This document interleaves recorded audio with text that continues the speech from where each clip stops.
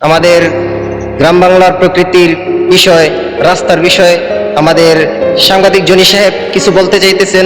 তো আপনারা আমাদের সাংবাদিক জনি সাহেবের মুখ থেকে কিছু শুনুন।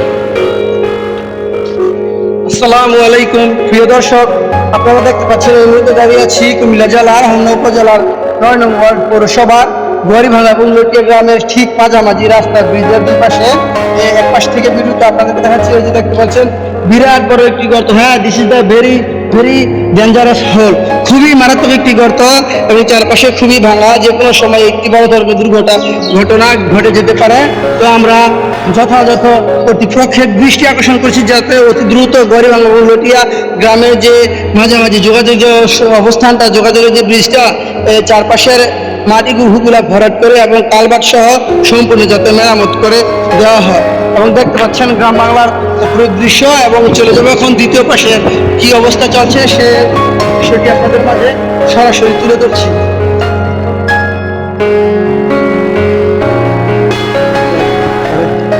দর্শক দেখতে পাচ্ছেন এখানেও একটি বিরাট বড় গর্ত রয়েছে। Very dangerous also. হ্যাঁ, এখানে পর্যন্ত একটি মারাত্মক গর্ত।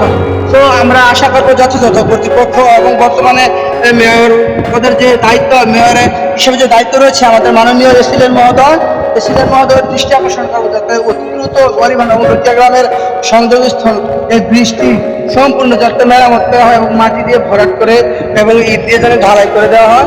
এবং দেখতে পাচ্ছেন ব্রিজটি সম্পূর্ণ ভাঙা, ব্রিজটির যে দুই পাশে যে ধরা যে ব্রিজটা সম্পূর্ণ ভাঙা বলা যায়। আমরা আশা করবো কর্তৃপক্ষ যেন বৃষ্টি সহ গড়িভাঙা এবং লটিয়া গ্রামের যে যোগাযোগ ব্যবস্থা সম্পূর্ণ শক্তিশালী